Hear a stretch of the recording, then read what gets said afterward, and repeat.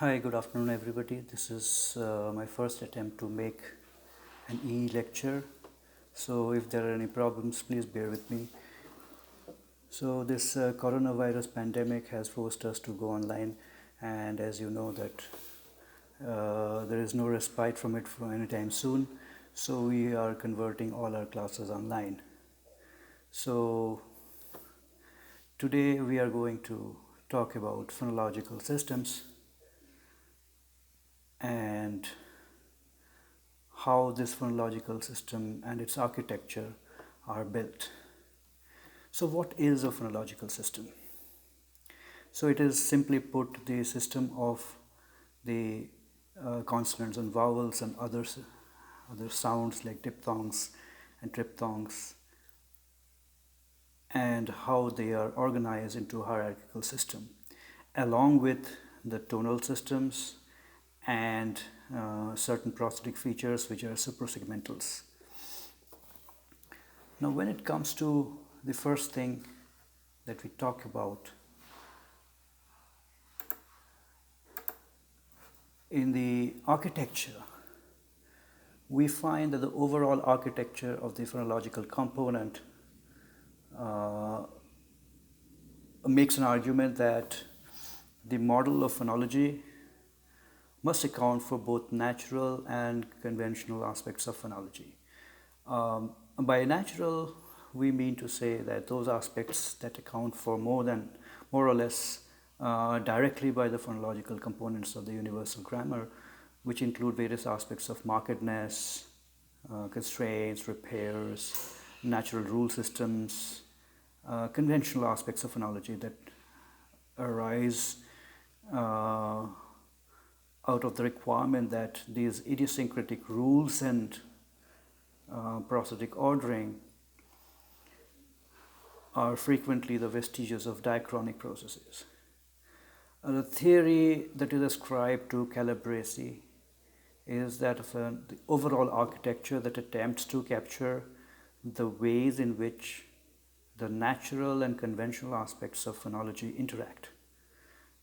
It is consistent with the theme of the conventional concrete and detailed theory of a modular structure of the human language and the representations that are appropriate for the computational framework and interaction among these modules. Now, going further, the argument about the structure and architecture suggests that the language change can occur primarily through lexical and social diffusions. But this is heavily debated. So Labov and his brand of social linguistics would likely provide evidence that against that lexical diffusion is the main vector of language change. Now, when it comes to interactions, the 4 chapters that contain these various interactive processes of phonology are, so I'm referring to them as chapters because they are basically the phases in which the phonological and phonetic argument comes through. In the first phase, there is explanatory role for phonetic or phonological grammar. In the next phase, we have the phonological features that shows the phonetic knowledge does not perform any work in the phonology. Now further, the third aspect or third mechanism that holds the representation of a given morpheme or phonological structure is the phonological rule that is generated from a single underlying form. The principle of morphological consistency is one of the major points in the underlying representations and provides a possible mapping between the surface form, and the underlying representation. And the last one is the argument that the principles of modularity lead to a new understanding of the templates for phonological mechanisms or the hierarchy. Going forward, we can conclude that it's evident that there are many places where the understanding of phonology can be improved by the discussions that are in progress in the subsequent part of this talk. Now there is some rain that is unscheduled, and probably you can hear the thunder. I don't know if you can hear it, but I'm trying to make the most of the situation. Now the role of features are very, very important in phonological inventories. But before we go into that, let us talk about what system is. Phonological system is primarily the mechanisms or the system that underlies the acoustic to acoustic mapping, to architectural mapping, to the articulatory mapping, to the auditory mapping inside our minds. Now that is achieved through a conceptual intentional system interfacing with the sensory motor system. But once it comes into the conceptual system, these acoustic features, they are converted into certain emic features. These phonetic features become phonemic features, and these are the individual elements that take up the entire spectrum of the phonological system. So you have, on one hand, you have the consonants and vowels, and you have the diphthongs, triphthongs along with that. Sometimes people would argue syllables also would come into a part of the phonological system, and alongside that you would have the suprasegmental features also becoming part of the system. So, and we know that the vowel system, there is a louder thunder. So we can see that there is this vowel system is characterized by the cardinal vowel template, which are basically reference points of trying to classify where exactly your systems, your phonetic system matches in terms of the vowels. As far as the consonants are concerned, you always talk about the manners and the places of articulation, and if you try and characterize that in a kind of a two-dimensional simple tabular format, you would have the places of articulation on your horizontal axis and the manners of articulation on the vertical axis, and you can classify the consonants as well. So every language, so when we talk about a phonological system, we are basically not only talking about the consonants and vowels and the other elements, but we're also talking about a particular language. A system or a phonological system is basically something that belongs to a particular language. So you can have a phonological system of Bengali, or phonological system of English, or phonological system of Japanese, or of Punjabi, or of any other language for that matter. And definitely a system of this nature would also entail certain rules of organization. So you have on one hand the hierarchical organization of language, and on the other a certain coalescent emergent properties that come in handy, and on top of that reside the suprasegmental features of tone and intonation. So linguists have always tried to characterize the inventory of a particular language in terms of its vowels and consonants.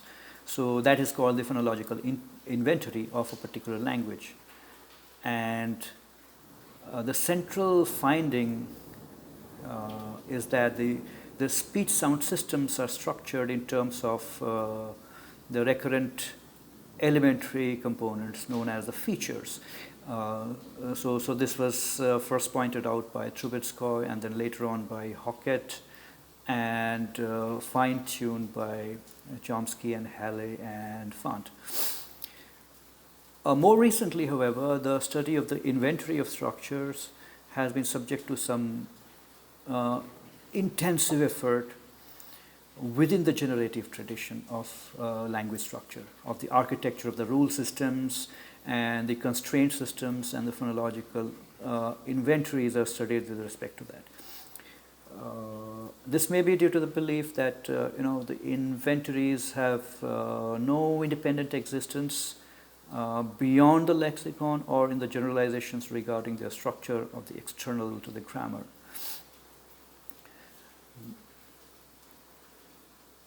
Now, along with that, you have also issues of economy and feature hierarchy that are important. For these and other reasons, in recent years, the nature of inventory, the phonological inventory structure has been more vigorously debated among phoneticians than among phonologists.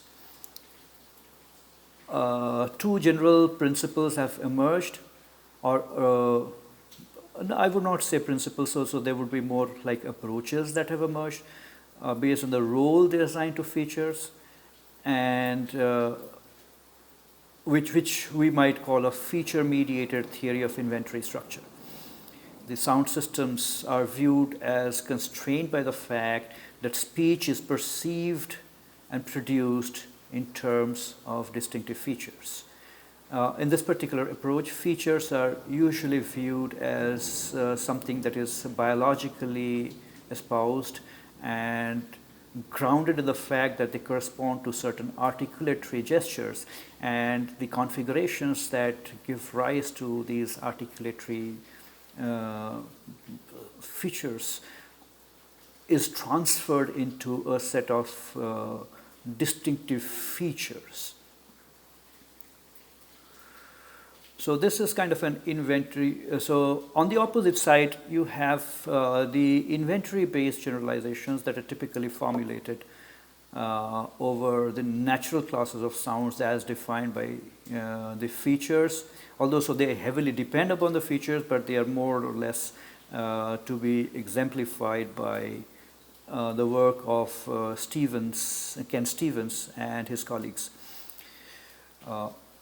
In the second alternative approach, the features play little role or no role at all.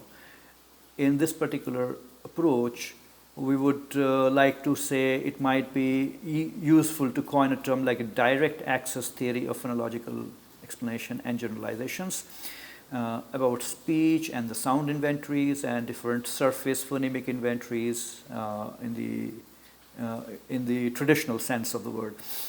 So they refer directly to the fine-grained categories provided by the phonetic theory as such.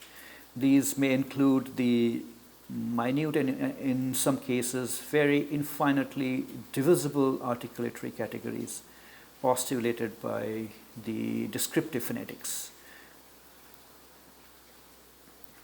Second, the auditory and articulatory variables that are employed by the model viewing the phonological inventories as emerging from the interaction between the auditory dispersion and articulatory ease, for example, Lindblom and Madison's theories. Thirdly, the articulator sets and the configurations and the quantitative parameters settings employ the gesture-based phonetics, which is part of the phonological system which actually models the phonological systems in terms of gestures. And these also lead to trends of research which has been bringing to light many different aspects of the phonological patterning, and hence throw a light on the phonological structure as such.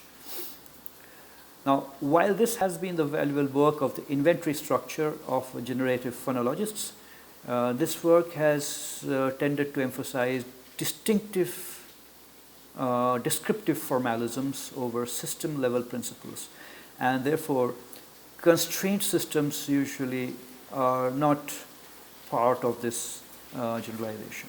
Whereas on the other hand, the mainstream optimality theoretic perspective talks about theory-orientedness of proposals to incorporate the systems level principles into the theory.